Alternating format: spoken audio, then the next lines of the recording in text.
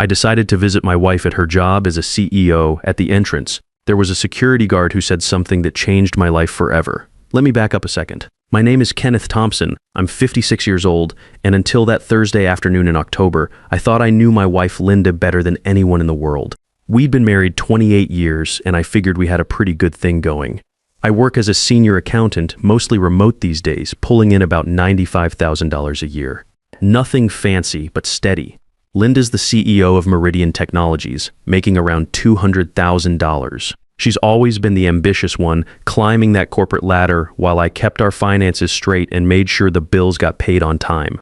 That morning, Linda had rushed out without her usual coffee, muttering something about back-to-back board meetings. I thought it might be nice to surprise her with her favorite latte and maybe grab lunch together. We hadn't done that in months.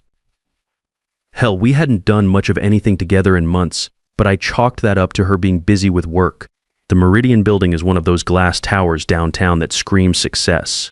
42 floors of chrome and ambition reaching toward the clouds. I parked in the visitor lot and walked through the lobby carrying the coffee and a sandwich I'd picked up from that deli she likes on 5th Street. The lobby was all marble and mirrors, the kind of intimidating corporate space that made me grateful for my quiet home office.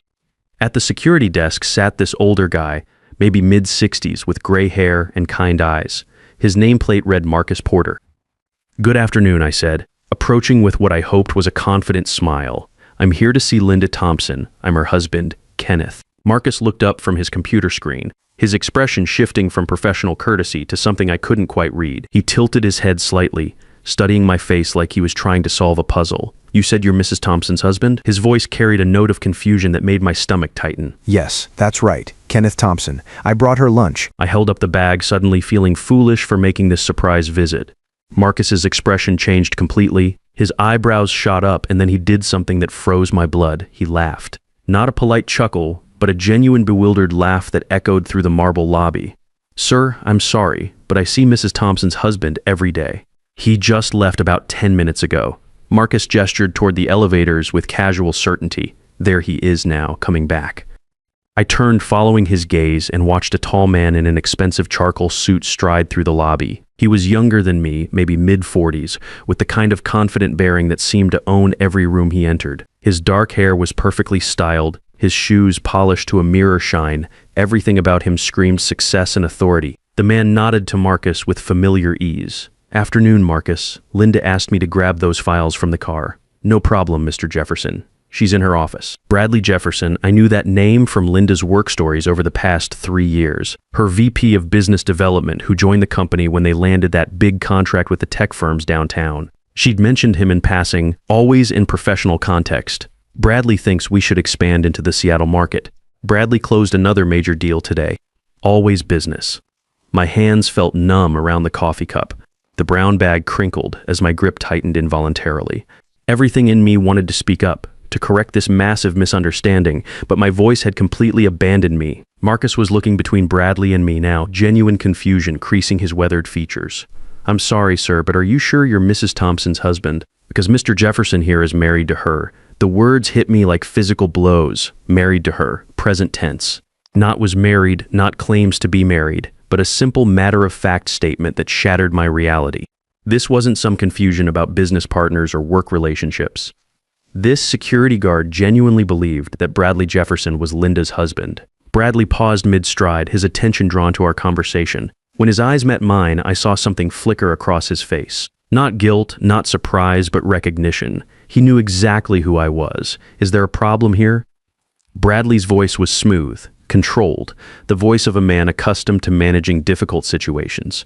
Something cold and calculating passed through my mind in that moment. Every instinct screamed at me to explode, to demand answers, to create the scene this situation deserved. But a deeper wisdom, born from 30 years of dealing with financial discrepancies and corporate irregularities in my accounting practice, told me to play along. When the numbers don't add up, you don't confront the client immediately. You gather more information first. "Oh, you must be Bradley," I said, forcing my voice to remain steady. "Linda's mentioned you. I'm Kenneth, a family friend. I was just dropping off some documents for Linda."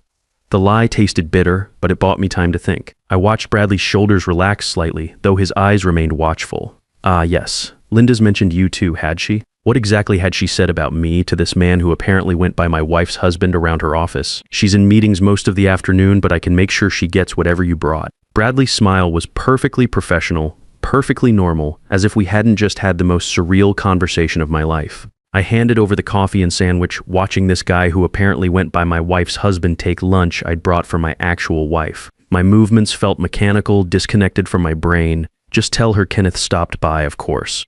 Bradley's smile was perfectly calibrated, friendly, but not too warm, professional but not cold. The smile of a man who'd practiced managing awkward situations. I walked back to my car in a daze, my legs moving without conscious direction. The October air felt sharp against my skin, but I barely noticed. Everything looked the same as when I'd arrived 30 minutes ago, the glass building, the parking lot, the downtown traffic, but my world had fundamentally shifted. Sitting in the driver's seat, I stared at that glass tower through my windshield. 28 years of marriage, 28 years of sharing a bed, a home, dreams, fears, inside jokes that nobody else understood. 28 years of believing I knew this woman completely. My phone buzzed with a text from Linda. Running late again tonight. Don't wait up. Love you, love you. The words that had once brought me comfort now felt like another lie in what was apparently a web of deception I'd been blind to. I started the car and drove home through familiar streets that suddenly felt foreign. Our house looked exactly the same, the red brick colonial we'd bought when Linda first made partner at her previous firm. The garden she'd insisted on planting our second year there, the mailbox with both our names printed in careful script. Everything exactly as I'd left it. Except now I knew it was all built on lies. Inside, the silence felt different. It wasn't the comfortable quiet of a home waiting for its occupants to return. It was the hollow emptiness of a stage set, a carefully constructed facade. I walked through rooms filled with our shared memories, vacation photos on the mantle, the ceramic bowl Linda had made in that pottery class she'd taken 5 years ago, the coffee table we'd picked out together when we redecorated the living room. Had any of it been real? I made myself a cup of tea and sat at the kitchen table staring at nothing. My mind kept replaying the scene at the office, searching for clues I'd missed, explanations that might make sense of what I'd witnessed. But there was only one explanation that fit, and it was one I wasn't ready to accept. The front door opened at 9:30, just as it had countless times before. Linda's heels clicked against the hardwood floor. Her keys jangled as she set them on the hall table. Normal sounds of a normal evening, except nothing was normal anymore. Kenneth, I'm home. Her voice carried the tired warmth I'd grown accustomed to over the years. She appeared in the kitchen doorway, looking every inch the successful CEO in her tailored navy suit. Her blonde hair still perfectly arranged despite her long day. She loosened her jacket with the same gesture she'd made thousands of times before. How was your day? I asked, the question automatic. I studied her face for any sign of deception, any hint that she knew about my visit to her office. There was nothing. Her expression was exactly what it had always been, tired, distracted, but genuinely glad to see me. Exhausting back-to-back meetings all afternoon. She moved to the refrigerator, her routine unchanged. Did you eat already? I nodded, continuing to watch her carefully. I actually brought you lunch today, to your office. Linda paused in the middle of reaching for a glass. For just a fraction of a second, something shifted in her expression. Then she smiled. You did? I didn't get any lunch. I gave it to Bradley to pass along. He said you were in meetings. Another pause, so brief I might have imagined it. Oh, right, Bradley mentioned someone stopped by. I had back-to-back meetings all afternoon, so I probably missed it. She poured herself a glass of wine, her back to me. That was sweet of you to think of me. I watched her pour the wine, noting how her hands remained perfectly steady. Either she was telling the truth, or she was the most accomplished liar I'd ever met. After 28 years of marriage, I was terrified to discover which one it was. The rest of the evening passed in a surreal pantomime of normalcy.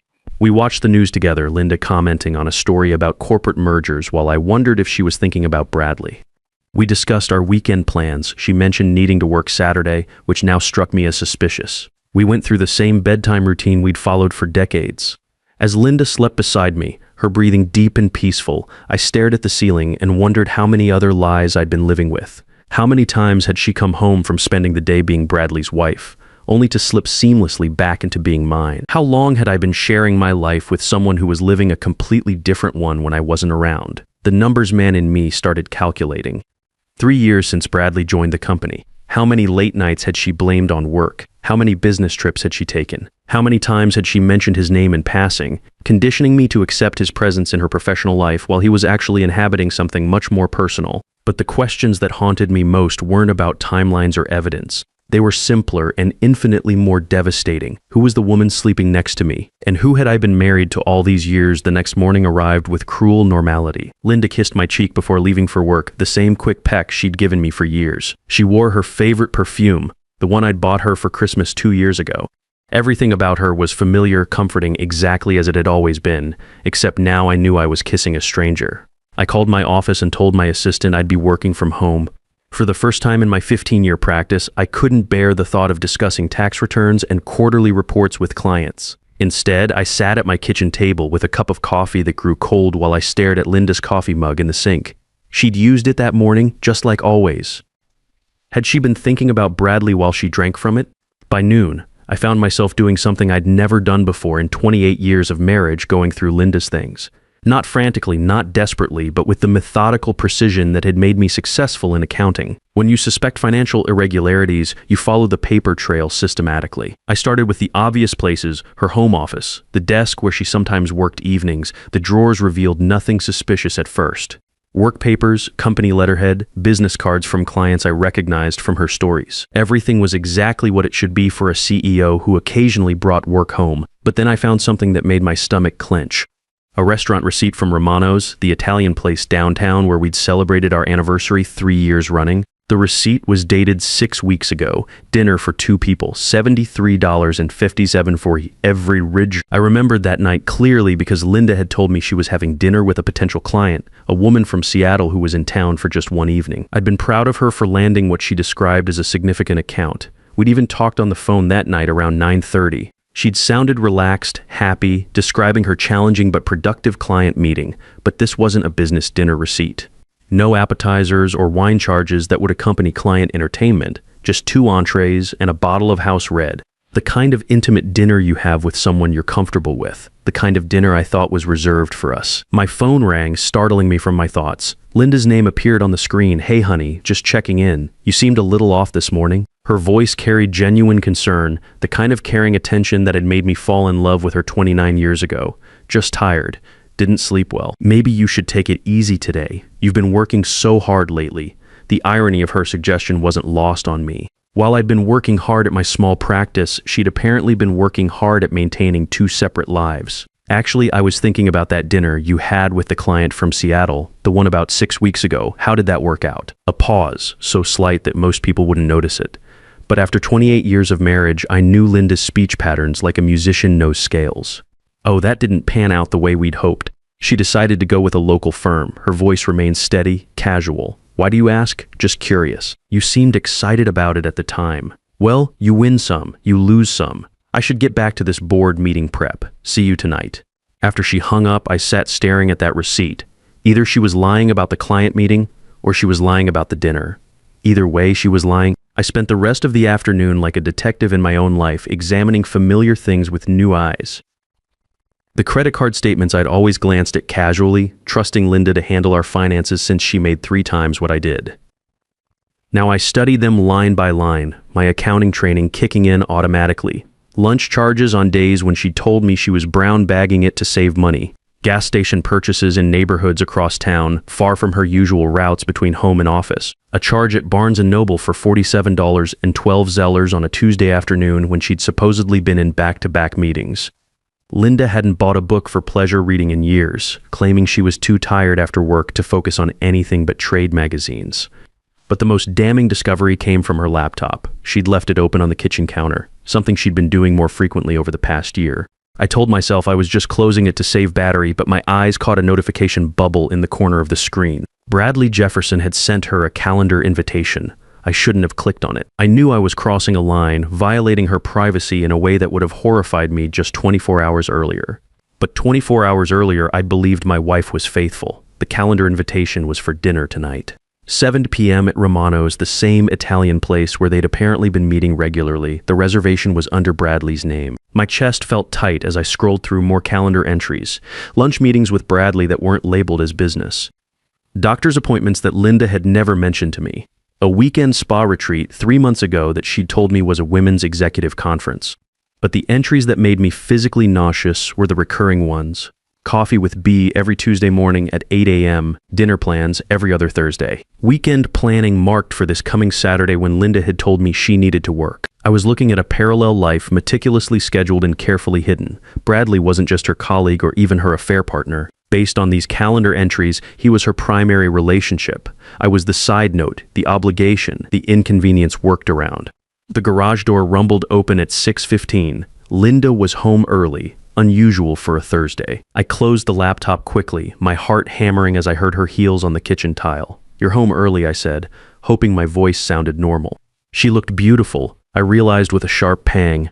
She'd refreshed her makeup, her hair was perfectly styled, and she was wearing the black dress I'd bought her for her birthday last year. The dress, she'd said, was too fancy for everyday wear. I managed to wrap up early for once. She moved past me to the refrigerator, her perfume trailing behind her.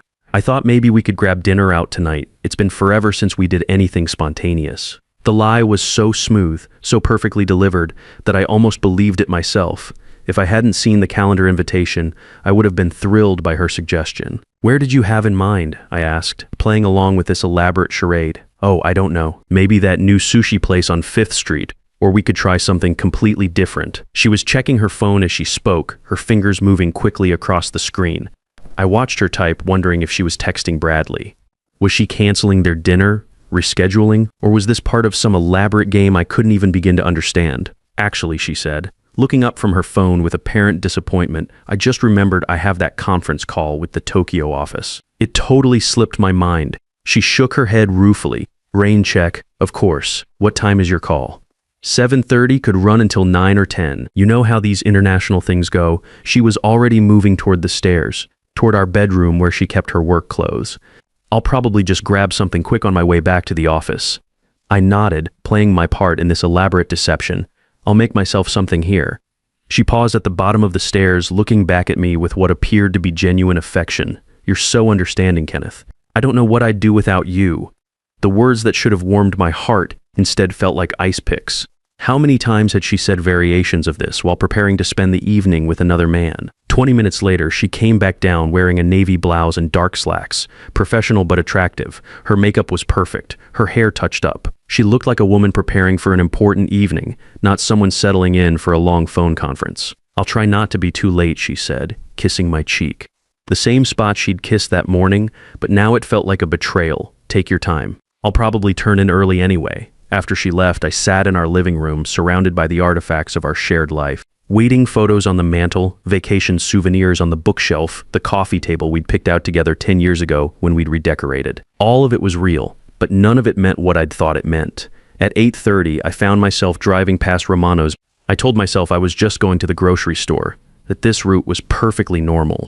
But when I saw Linda's silver BMW in the restaurant parking lot, parked next to a dark Mercedes that had to belong to Bradley, the last thread of hope I'd been clinging to snapped. They were in there right now, sharing the same kind of intimate dinner I thought was exclusive to our marriage. Was he telling her he loved her? Was she laughing at his jokes the way she used to laugh at mine? But instead of confronting them, I did something that surprised even me. I drove to the office supply store and bought a small digital recorder. Then I went home and started planning. See, Linda had made a crucial mistake. She'd been so focused on documenting my alleged emotional failures that she'd overlooked something important. I'm really good with numbers. And when you're really good with numbers, you notice when things don't add up. Over the next 3 days, I gathered evidence with the same methodical precision I used for audits. Linda's spending patterns, her travel receipts, her calendar entries. I used my legitimate access to corporate filing databases through my accounting work to research Meridian Technologies' recent organizational changes. What I found was devastating. Linda had been making unauthorized changes to the company's corporate structure, positioning Bradley for roles that should have required board approval. She'd been essentially restructuring the company to benefit their personal relationship without proper oversight. On Monday morning, I made 2 phone calls that changed everything. The first was to Timothy Richardson, an attorney I'd worked with on some corporate matters. When I laid out everything I'd discovered, the adultery, the financial deception, the corporate governance violations, his reaction was immediate. "Kenneth, your wife has been using marital assets to fund an adulterous relationship while planning to divorce you. That's not just ironic, it's actionable fraud." The second call was to Richard Hayes, the chairman of Meridian's board. Richard and I had met at company functions over the years, and I'd always respected his straightforward approach to business. Richard, I need to bring something to your attention regarding corporate governance issues at Meridian. It's complicated, but I think the board needs to be aware of some structural changes that may not have been properly authorized. Over the next 20 minutes, I carefully outlined what I'd discovered, sticking to facts and avoiding personal details about my marriage. Richard listened without interruption, his questions growing more pointed as I described the unauthorized reorganization. Kenneth, are you saying Linda's been implementing major corporate changes without board approval? I'm saying there appears to be a significant disconnect between what's happening operationally and what's been reported to the board. And you're bringing this to me because I believe in corporate integrity and because the board has a right to know what's being done in their name. We filed for divorce that Thursday. More importantly, we filed first, getting ahead of Linda's carefully planned narrative with documented evidence of her deception. The corporate governance review at Meridian was swift and brutal. When the board realized that Linda had been restructuring the company to benefit her romantic partner without disclosing the relationship, her credibility evaporated overnight. Bradley was terminated immediately within a week. You can't be VP of Business Development when your judgment is compromised by undisclosed personal relationships with the CEO. Linda managed to keep her job, but barely. She was placed on probation, stripped of most decision-making authority, and required to report to a newly appointed chief operating officer who essentially supervised her every move. The divorce settlement reflected the reality of her deception. I kept the house and my retirement accounts. Linda kept hers, minus what she'd spent funding her secret life, but the most profound change wasn't in the legal outcomes or financial settlements. It was in my relationship with myself. For the first time in decades, I was living without the constant undercurrent of someone else's dissatisfaction. 6 months later, I met Margaret Collins at my church. She's a widow who appreciates quiet conversation and doesn't see my contentment as a character flaw. With Margaret, I learned that stability is a strength, not a limitation. At 56, I discovered that sometimes the best thing that can happen is losing something you thought you couldn't live without. Sometimes the most loving thing you can do is stop enabling someone who's been systematically betraying you. Linda had been right about one thing. We both deserved to be with someone who truly understood us. She deserved someone capable of the same level of deception she was, and I deserved someone whose love didn't come with conditions and exit strategies. For years, I'd been trying to be enough for someone who had decided I wasn't. Now I was living with someone who loved me not despite my contentment with simple pleasures, but because of it. I learned that contentment isn't a character flaw, and that my capacity for loyalty and trust, while it made me vulnerable to exploitation, also made me capable of real intimacy with someone who shared those values. Sometimes freedom comes disguised as loss, and sometimes the most profound victory is simply refusing to continue playing a game where the rules were rigged against you from the start. Turns out, I wasn't the problem in my marriage after all. I was just married to the wrong person, trying to love someone who saw my strengths as weaknesses and my devotion as something to exploit.